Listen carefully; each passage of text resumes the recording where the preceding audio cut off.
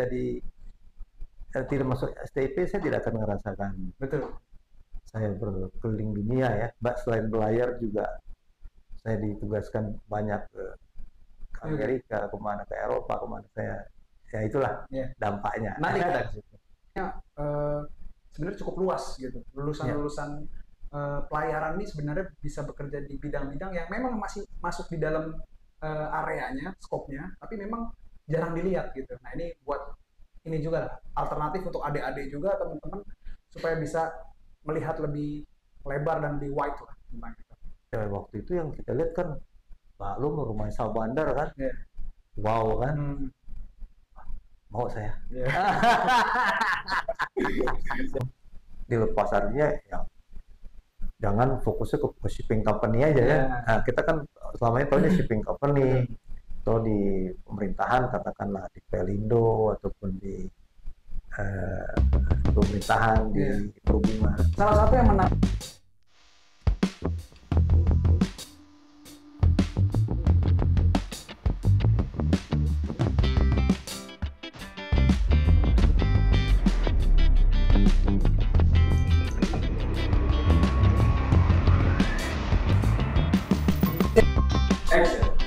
Salam Korps, kembali lagi di podcast kita, podcast CIP yang ke-27.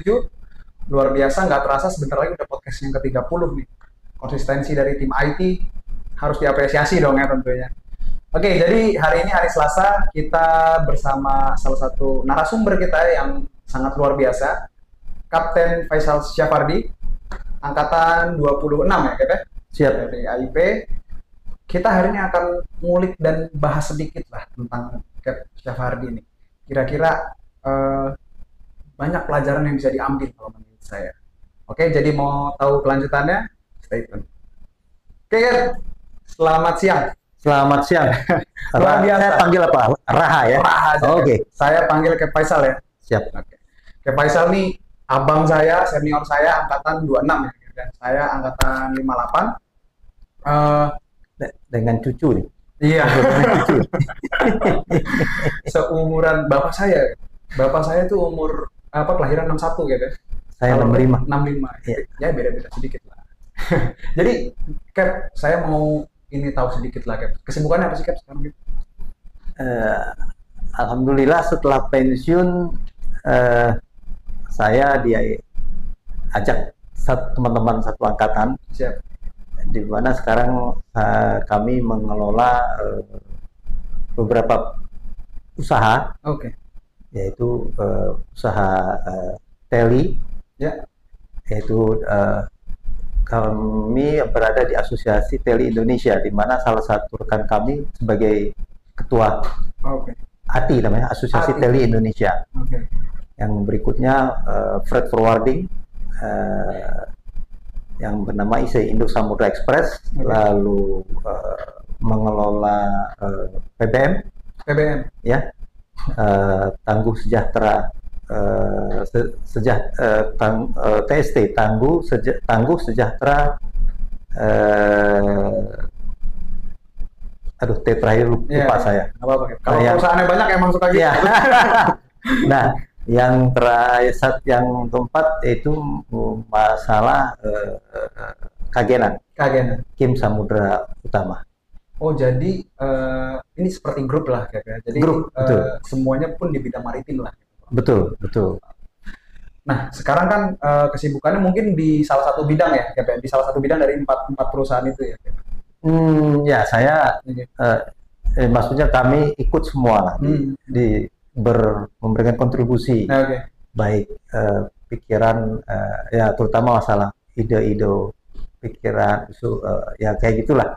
Bagaimana menjalankan perusahaan ini biar bisa berjalan dengan baik, ada bergerak maju. Saya yakin dengan kapasitas Kep, saya mungkin teman-teman juga pengen tahu nih ceritanya gimana sih Kep. Nah, dulu lulus AIP itu kalau angkatan 26 tahun berapa ya? Mohon izin? 86. 86? Ya. Jakarta mobilnya masih mobil-mobil tua semua kayaknya. Masih ada nggak itu ya? Busnya masih bos Aryon. Nah, saya nggak sempat ngerasain 8 saya belum lahir. Saya belum lahir saya. Iya, jadi waktu dulu tuh setelah lulus SMA dari mana gitu? Jakarta? Saya Jakarta, SMA 1 Budi Utong. Wah, serem itu. Kalau dulu lulus SMA itu ceritanya kenapa sih kok akhirnya bisa milih IP gitu? Iya, jadi pada saat ada eh, udah kelas 3 SMA itu biasanya di 6 bulan sebelum ujian kita sekolah mendatangkan psikolog. Oh, Jadi sekolah. konsultan lah ya, kayak konsultan. Kita dites untuk mengetahui bakatnya kemana nanti pas tamat. Oke. Ya, saya entah kenapa tiba-tiba memang fokusnya untuk menjadi pelaut. Informasi jadi pelaut tuh tahu dari mana? Pada ini nggak kayak pada teman-teman apa dari? Saya nggak tahu, karena ibu bapak saya dua-duanya di bank, Oh, oke. di bank orang-orang bank. Jadi nggak ada hubungannya. Saya nggak tahu kehidupan pelaut itu apa sebenarnya. Tapi pada saat itu pekerjaan pelaut tuh pekerjaan yang populer nggak kan? Tahun 86. Kebetulan. Sorry, tahun 83 lah, 83. Ya? Kebetulan om saya, bukan jatuhnya om lah, itu dia jadi Syahbandar saat itu. Oh, Syahbandar. Di Sunda Kelapa. Angkatan 11, alumni juga. Namanya Bapak Syafrial Malik. Okay. Syafrial Malik. Akhirnya saya dibawa sama orang tua saya berkenalan. Biar tahu. Karena saya bilang saya pengen masuk sekolah pelayaran. Iya. Wah, ada tuh. Padahal saat itu kakak kelas apa? Nggak ada yang kenal. Bapak saya di Bank Indonesia, ibu saya di Bank Indonesia. Okay. Aneh kan? Iya. Mau jadi kerja pelaut kan nggak nyambung. Jadi saya dibawalah ke rumah jatuhnya om itu sama ibu saya dibawa kenalan. Ya waktu itu yang kita lihat kan maklum rumahnya Syahbandar kan. Yeah. Wow kan. Mau saya. Yeah. Jadi drive ini sari nanti di rumah gini. Mantap. Habis itu akhirnya tertarik. Akhirnya tertarik. Mulailah mencari informasi sekolah pelayaran itu apa namanya, di mana dan bagaimana. Cara mendaftarnya ya sampai selesai ujian kita cobalah datang ke dulu namanya masih PLAP ya, pendidikan latihan ahli pelayaran. Datang ke sana jalan kaki itu kan jauh tuh kan, nggak boleh bawa kendaraan gitu. Ancol dulu ya? Ancol masih di Ancol. Ya itulah kira-kira apa yang kenapa bisa jadi masuk ke PLAP. Ya alhamdulillah akhirnya lulus juga dengan baik lah. Akhirnya bisa diterima dan sampai sekarang akhirnya meminati ya, menggemari lah. Nggak ada penyesalan ya? Nggak ada. Alhamdulillah. Kalau saya terjadi tidak masuk STIP, saya tidak akan merasakan. Betul.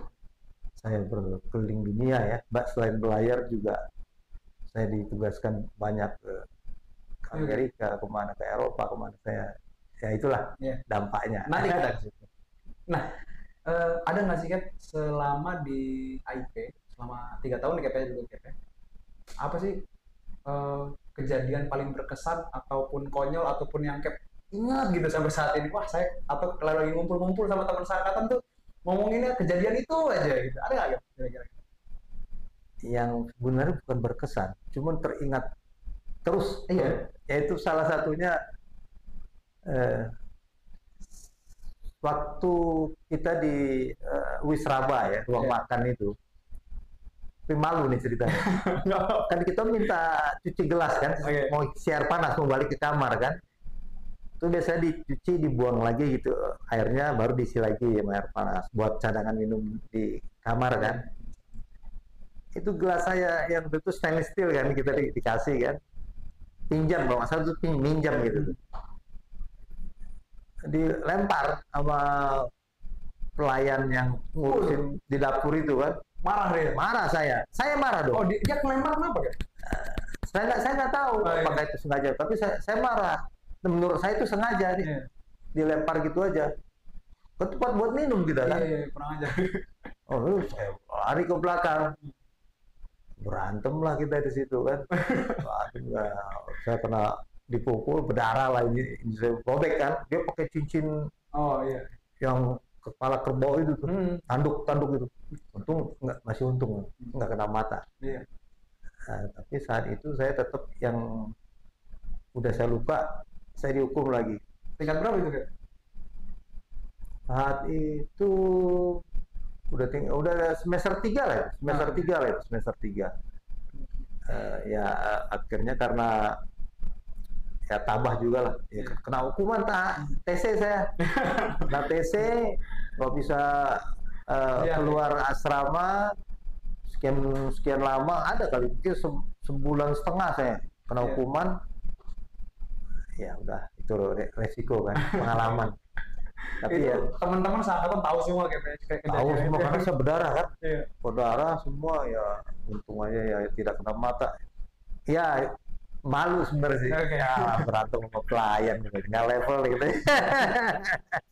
Tapi itulah pasti selalu ada apa? Saya rasa pasti selalu ada cerita yang konyol atau cerita apa yang kita selalu ingat gitu kan. Setelah lulus tuh inget tuh cerita itu aja ya. Tapi itu sampai sekarang saya malu kalau saya buka itu lagi ya. Kalau yang apa namanya yang banyak sekali lah yang kita alami lah pada saat di asrama itu pasti. Ya contohnya saya pernah juga ini apa pagi-pagi itu lagi olahraga pagi, lagi senam itu dari belakang sama senior kita lagi bungkuk gitu kan, itu pinggir sananya udah ada got, ada rumput, disenggol sama senior, hampir jatuh kita kan. Untung aja nggak kena muka kita lah kan ya. Kita kan junior, kita kan ya sudah terima aja, sabar ya kan. Tapi inget deh, sekarang senior tuh bintang 2 lagi. Tapi akhirnya biasanya jadi hubungan baik kan? Jadi terjalin hubungan baik lah antara senior sama senior, gitu. Jadi kenal, jadi kenal. Ya itu seninya. Iya, seninya di situ. Nah, saya waktu itu setelah lulus tahun 86. Terus setelah dinyatakan jadi perwira muda nih kan, apa pikiran kan, saya mau ngapain nih? Oh ya, zaman saya itu pas tamat tahun 86 itu ada kebijakan pemerintah scrap kapal ya. Itu kalau nggak salah tahun 84 aturan itu, sehingga saya tamat kapal tuh sedikit. Oh, banyak yang di scrap ya? Yang di scrap. Akhirnya gimana caranya ya? Ya udah kita coba masukin tes di PEL itu kan berkali-kali ujiannya itu, tapi ya lulus. Tapi saya waktu pengumuman lulusnya saya sudah belayar di Samudra Indonesia. Kata ibu saya, ini ada panggilan dari PEL. Ya tahu sendiri kan, PEL gajinya kecil kan, udah saya nggak mau. Saya dulu saya nggak tahu ya sekarang. Ya kita nggak tahu sekarang. Maaf deh, orang PEL tersinggung. Akhirnya udah saya nggak ambil PEL, saya teruskan di Samudra Indonesia. Ya apa namanya, habis kontrak Indonesia turun lagi ya, dapat kapal, tapi kapal jenisnya kecil-kecil saya dapat. Jenis LCT, yang penting kerja deh. Iya, berlayar lah. Pokoknya berlayar. Berapa tahun tuh ya berlayar? Ya? Berapa tahun tuh periode berlayar? Saya berlayar cuma 2 tahun aja saya berlayar. 2 tahun? 3 tahun. Oh, setelah berlayar itu akhirnya memutuskan untuk kerja di darat? Bukan memutuskan itu. Oh, nasib menentukan. Kamu harus kerja di darat gitu. Iya. Jadi saya selesai berlayar terus kerja di darat, lalu apa namanya, kan nyari kapal susah. Iya. Akhirnya sambil saya nyari kapal, saya kerja dulu. Diterimalah saya kerja sebagai surveyor. Di PT Karsurin. Karsurin ya? Ya, di PT Karsurin. Saya kerja. Kebetulan di situ alumni semua ya. Betul. Saya bisa kerja di situ, sambil itu saya sambil ngambil Jasana dulu namanya MPB2 ya. Sambil kerja di Kasurin saya ikut namanya semacam diklat lah ya 6 bulan. Di Kutip, namanya Kutip dulu di Blok M di Melawai. Di situ ya sambil kerja, setelah selesaikan PB2 saya dapat PB2, kebetulan ada kebutuhan operasional di Tricoraloid. Saya coba daftar melamar ke sana, alhamdulillah diterima, ditempatkan di Kagenan Netloid kapal Belanda ya. Saya kerja di Netloid. Oh, saya berarti ini udah pindah lagi nih. Udah pindah lagi nih. Pindah lagi dari ya, itu akhirnya nasib yang bawa saya kerja di darat terus akhirnya. Di darat terus ya sampai akhirnya saya ke Riau lah ya. Ke Riau. Iya. Waktu itu sudah berkeluarga? Belum. Tahun berapa itu kan? Berarti tahun di Tricoraloid itu saya tahun 90 sampai 92. 90 sampai 92. Iya. 90 sampai 92. Iya. Oh, dulu malah ngurus keagenan gitu ya. Saya setelah tapi macam-macam juga, surveyor oilnya seperti itu.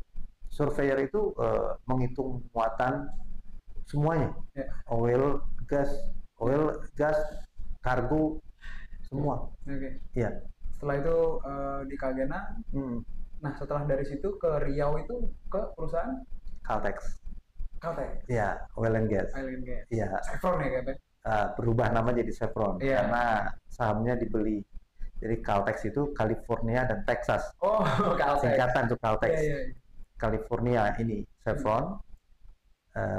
Caltex itu Texaco. Nah, perusahaan Texaco. Jadi Chevron dan Texaco dia join bikin perusahaan Caltex. Karena ada masalah keuangan mungkin saat itu Texaco akhirnya dibeli sahamnya.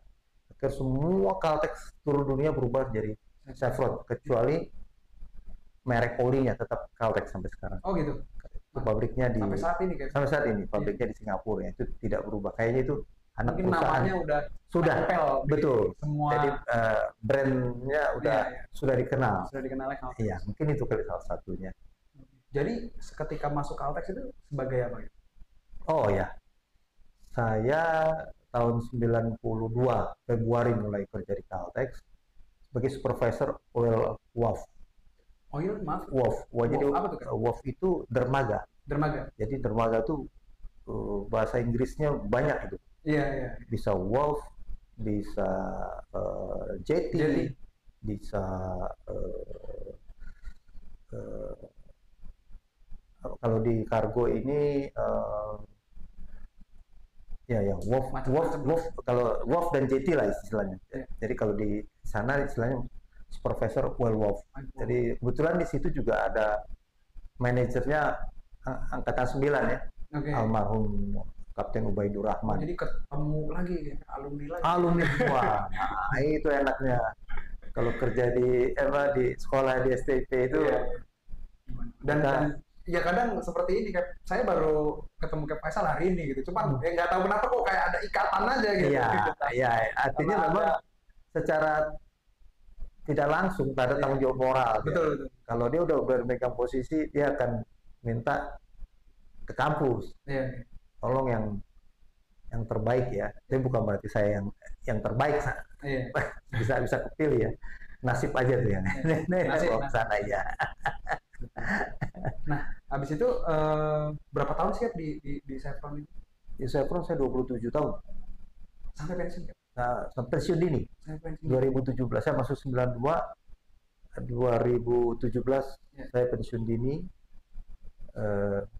Terus saya mencoba mendaftar, kebetulan anak perusahaan Star Energy. Dulu namanya Chevron juga, cuman Chevron Geothermal. Itu yang dijual karena masalah ekonomi. Ke saat itu oil sampai minus. Lagi down ya? Down. Ya. Jadi saat itu dijual, yang dibelilah oleh pengusaha kita Pak Proyego Pangestu. Yang udah punya pengalaman di oil and gas juga, ya dengan 500 pegawainya. Pegawai 500 orang. Ya, saya coba daftar, untuk kerja di Jakarta waktu itu. Makanya saya tertarik, saya coba. Alhamdulillah saya diterima. Itu keluarga di Jakarta gitu? Pokoknya di Jakarta. Keluarga masih di Balikpapan. Oh, masih di Balikpapan. Oh, berarti keluarga ikut terus ya? Ikut terus. Oke. Nah, selama kerja di Chevron itu 27 tahun, apa sih Cap, ada pengalaman yang menarik nggak Cap? Apa yang Cap rasa, wah saya merasa cukup bangga lah gitu dengan pencapaian, atau ada pencapaian nggak Cap yang selama di Chevron?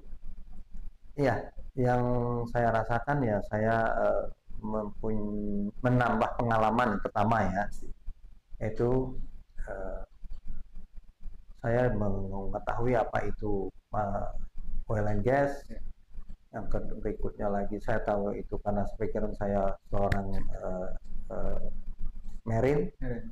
Saya tahu masalah bagaimana mengelola pelabuhan dan yang dikhususkan untuk kapal-kapal tanker, bagaimana mengelola pelabuhan khusus untuk muatan untuk keperluan oil and gas. Jadi baik yang general cargo maupun yang tanker. Selanjutnya saya dipindahkan ke Kalimantan. Waktu itu Unokal dibeli oleh Chevron. Akhirnya karena itu offshore bidangnya, laut dalam ya. Satu-satunya perusahaan oil and gas yang laut dalam itu Chevron. Total itu laut rawa, dangkal-dangkal sekali. Swamp namanya, swamp area, daerah rawa. Kalau ini di atas 1.500 meter disebut dengan laut dalam ya. Jadi deep water. Dari Riau tuh awalnya. Dari Riau saya dipindahin. Pindahin di situ, terus ya saya di situ untuk ditempatkan sebagai posisi baru sebenarnya. Karena saat itu belum ada posisi tersebut. Posisi apa? Saya sebagai marine expert. Tapi sebelum saya lulus di posisi tersebut, saya disuruh dites. Saya presentasi ke managing director. Isinya bule semua itu. Nggak ada orang-orang Indonesia satu. Tentang pengetahuan marine lah. Ya, saya presentasi atau siapa saya. Saya menjual diri saya. Siapa saya, pengalaman saya. Sampai dia tertarik, akhirnya saya lolos. Karena biasanya posisi tersebut sebagian besar di oil and gas bule. Pada waktu itu, atau sampai hari ini kan? Iya, sampai hari ini. Sekarang kan Chevron sudah nggak ada. Betul. Sudah nggak ada. Ya, artinya semenjak saya duduk di posisi itu, yang menggantikan saya dari ITS, karena dari perkapalan ITS yang menggantikan saya. Tapi saya yang mendobrak awal di situ. Berarti marine expert lokal pertama gitu di oil and gas. Yang non bule ya, yang bukan bule ya. Wah. Nah, jadi di situ saya berkesan kerja di situ karena memang environmentnya semua perusahaan multinasional lah gitu. Ya, jadi saya bisa setiap tahun meeting di Amerika, ya pindah-pindah ya dari California, di Gulf of Mexico, di Houston, bahasannya tentang apa itu? Di Aberdeen, ya. Kalau artinya kalau ada acara di itu rata-rata kita ini sharing experience community of practice daripada MSRE ya. Jadi Marine Safety, Reliability dan Efficiency ya. Jadi di situ kita bicara masalah safety ya. Safety offshore itu sangat penting. Betul. Highly regulated. Oil and gas. Jadi tanpa safety resikonya sangat mahal. Konsekuensinya sangat mahal. Reliability itu masalah efisiensi dan efisiensi. Jadi jangan sampai kapal offshore itu dibawa oleh orang-orang yang tidak kompeten. Kapalnya sendiri jangan sampai kualitasnya rendah. Mau mundur nggak bisa mundur misalnya. Terus kapalnya nabrak offshore, meledak kan? Nah, seperti gitulah. Efisiensi itu artinya bagaimana meminimize pencurian, minimize cost, terutama pencurian minyak, Kalau di Indonesia itu kan, luar negeri nggak ada, Indonesia aja yang ada. Katanya kayak saya tahu juga ya. Katanya gitu. Artinya saya tidak pernah dengar selama saya sharing experience dengan teman-teman kapten seluruh dunia, saya nggak pernah dengar masalah isu itu. Atau diumpetin kali. Karena dia ngumpetin, saya juga ngumpetin. Iya, harus. Ya, jadi itu ya. Oh, tapi nggak pernah dengar isu pencurian bahan bakar ya di luar? Kalau di luar mereka tidak menceritakan itu. Nggak tahu juga berarti kan? Iya, saya pun nggak tahu tuh. Dalam pengertian saya ya, mungkin hal tersebut ini sesuatu yang apa? Karena katakanlah dia kayak di Amerika mungkin tingkat security-nya kuat. Iya. Jadi mungkin dia tidak pernah hal-hal bercerita seperti itu. Mungkin tidak ada juga orang jual minyak, karena sekali dia jual yang bisa ketangkep langsung kan, karena teknologi di sana kan tinggi, aturan semua jelas. Dari mana maka ada orang bisa nerima minyak gelap gitu kan, seperti gitu loh. Jadi black market itu sesuatu yang agak sulit lah, barang-barang palsu lah atau apa di sana kan sulit karena semua aturannya kuat, ketat ya. Ya, saya rasa itu yang saya rasakan pengalaman saya selama di Chevron ya. Berarti setelah 27 tahun, habis itu pindah ke anak perusahaannya, yang dimana anak perusahaan ini dibeli kan ya? Ya. Dibeli oleh pengusaha Indonesia kan? Pengusaha Indonesia. Nah itu berarti di bidang geothermal kan? Geothermal, panas bumi. Iya. Wah itu beda lagi kan? Beda lagi. Nah, posisinya sebagai apa kan di sana? Karena di situ nggak ada kapal. Betul. Makanya pengalaman saya sebagai marine inspector disesuaikan saya menjadi auditor. Jadi khususnya saya di supply chain management compliant.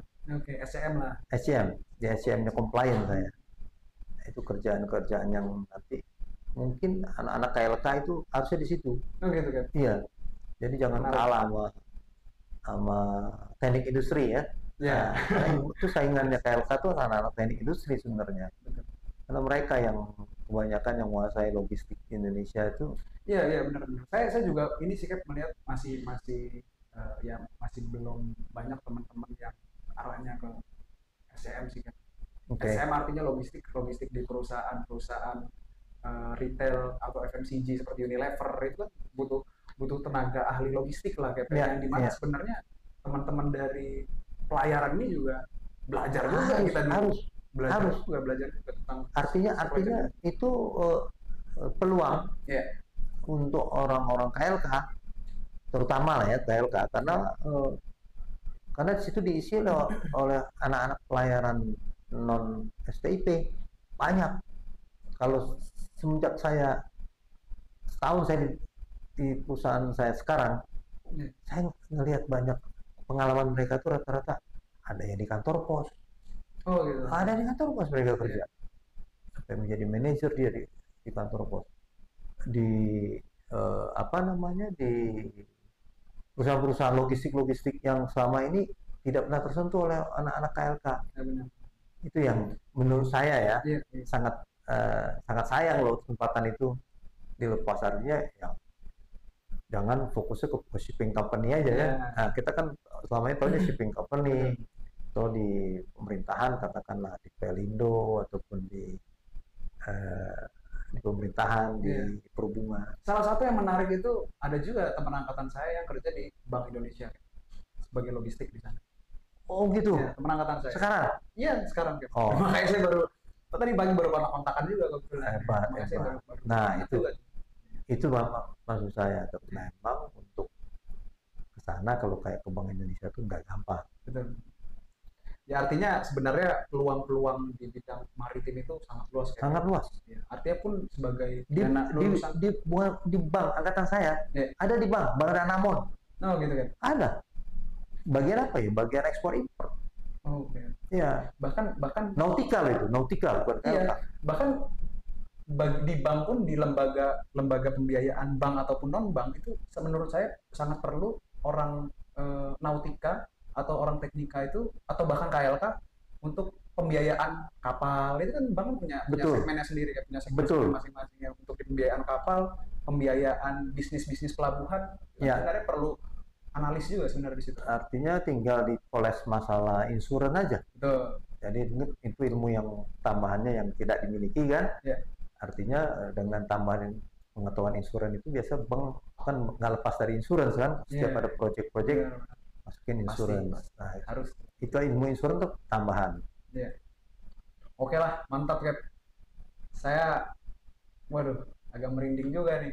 Dapat banyak pencerahan, dapat banyak pengalaman baru lah ngobrol sama Cap Faisal. Cap Faisal, ada nggak inilah pesan-pesan buat adik-adik apa teman-teman CIP di luar sana? Mungkin yang dari Nautika kan ini masih ingin berlayar. Ya. Atau mungkin ada opsi-opsi atau mungkin ada inilah pesan-pesan lah dari Cap buat teman-teman di luar sana. Oh gitu ya. Oke. Ya, setelah saya mempunyai pengalaman total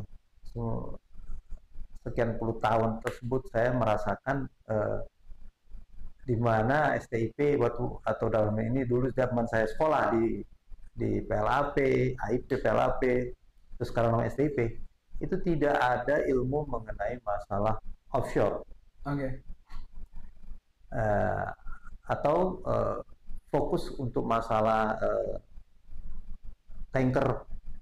Jadi offshore management, tanker management ini mungkin tidak ada spesialisasi, tidak ada spesifik dipelajari di sekolah pelayaran. Nah ini makanya mungkin adik-adik